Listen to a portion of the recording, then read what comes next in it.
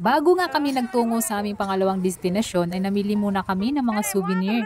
Napakadami nga pwedeng pagpilian dito ng mga souvenir. Pera na lang talaga ang kulang.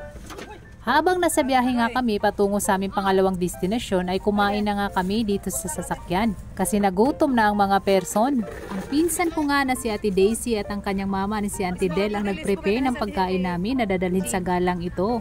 Nagluto nga lang sila ng spaghetti, saging at kung ano-ano pa. Ito ngang Mirror of the World sa Sikatuna, Bohol ang aming pangalawang destinasyon.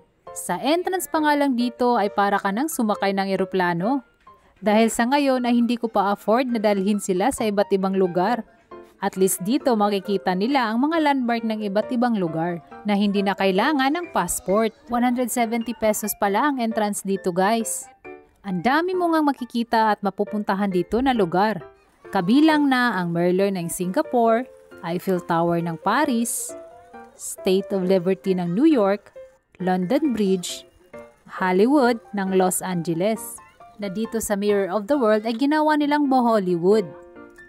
Nandito rin ang Greece Acropolis, Denmark's Little Mermaid, Norway's Viking Ship, Netherlands Windmill, at marami ka pang iba't ibang makikitang landmarks dito.